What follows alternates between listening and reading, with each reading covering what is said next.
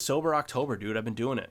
And, if you guys have been following my podcast for a while, you know that I have basically always had a love-hate relationship with weed. I've always had a love-hate relationship with marijuana, cannabis, whatever you want to call it. And for me,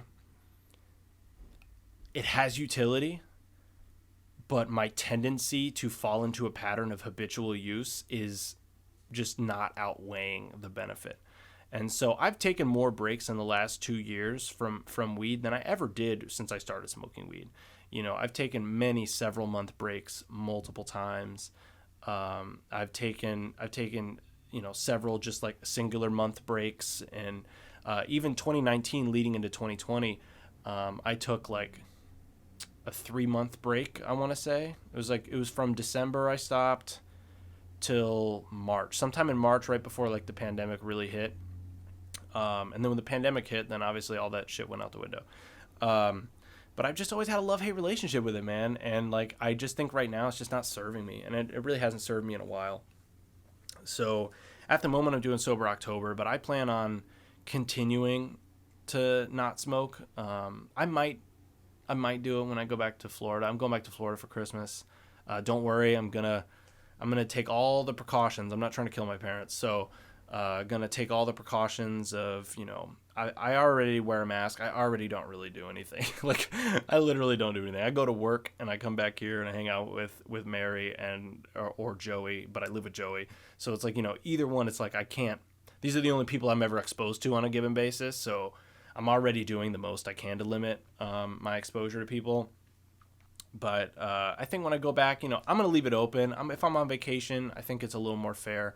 But I think for sure, like, I have no intention of smoking anytime before then, and even after the vacation, I'm not trying to go back to it. I don't want to make promises because you set that expectation up, you don't live up to it, then you're disappointed in yourself, you feel shame, all that other stuff. I'm not trying to do that. I'm trying to break those cycles of shame for myself, and I think I judge myself kind of harshly on some of those things sometimes, and I think it's okay to understand why you maybe have gone into a particular habitual pattern or behavior. And so you have to give yourself, like, not excuses, because you don't want to just excuse the behavior. You want to acknowledge it, but you also don't want to beat yourself up over it, because then you're like going to end up shaming yourself into doing it more.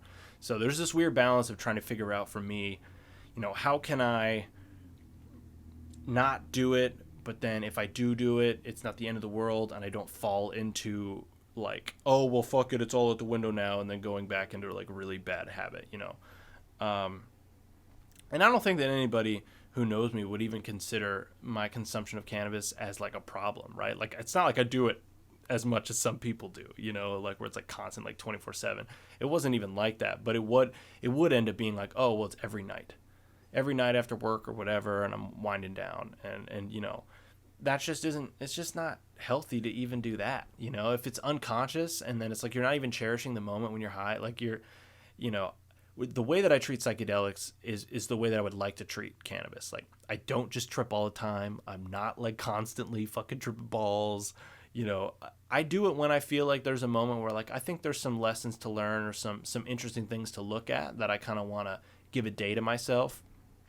And I do that. And, sometimes it's, a singular time in a month. Sometimes it's, after a couple months or something. I don't really plan my psychedelic trips out like super in advance. It's more of like, if I see an opening and I'm like, oh, this is, a good stretch of days where I can do it, and it's not going to disrupt my normal flow of life and everything, and I feel like there's something that can be gained from it, then I'll do it. Whereas like with weed, it was too easy for me to just be like super casual, like, oh, I'll just hit the pen. Oh, I'll just hit the bong real quick. Like, it's fine. It's 8 p.m. I'm not doing anything.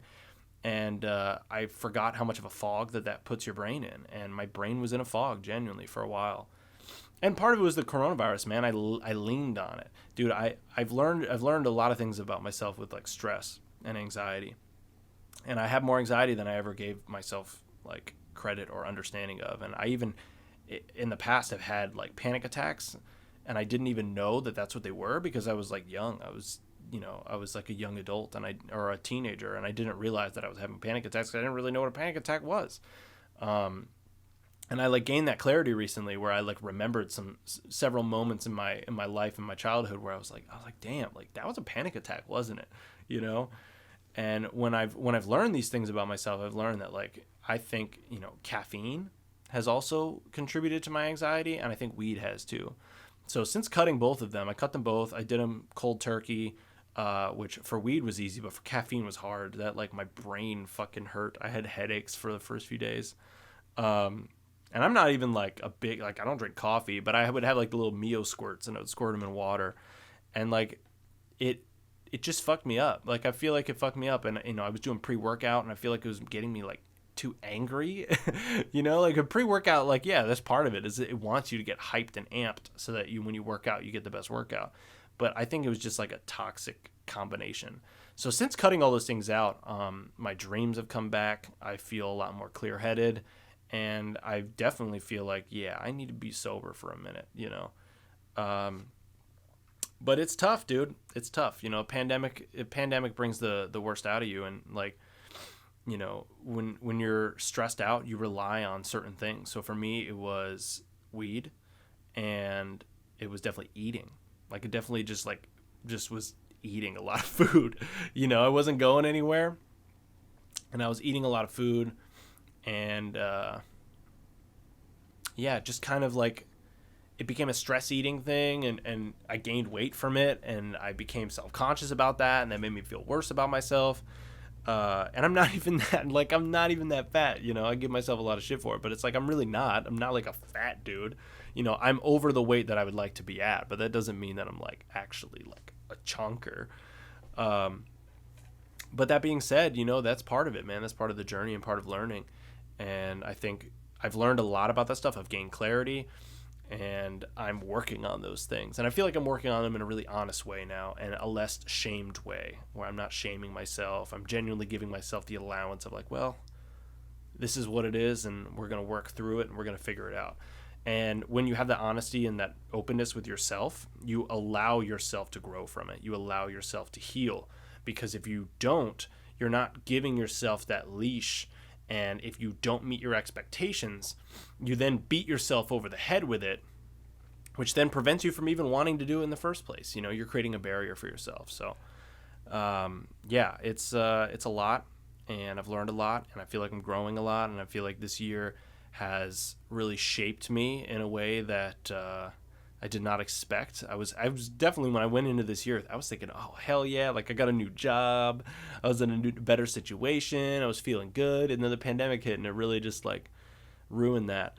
But I had too much stock in external things, which is why something like the pandemic could ruin that. And also, by the way, if the pandemic's making you feel shitty, you are totally justified, dude. There's more than enough reasons to feel shitty. And with the government not helping us at all and not giving us anything throughout this whole pandemic, meanwhile every other country in the fucking world is at least giving some people some relief for something, we have a government that just doesn't give a shit.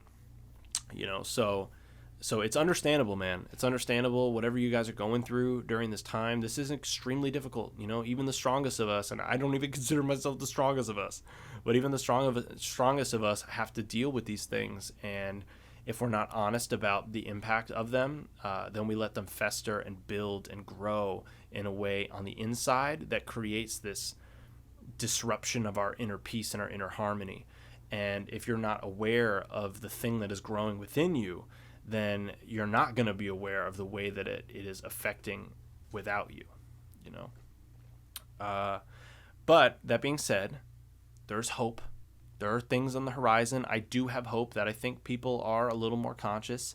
And although we still have, unfortunately, too large of a percentage of people who are really dumb, who are just really just fighting against their own interests, I think that will continue to get smaller and smaller over time.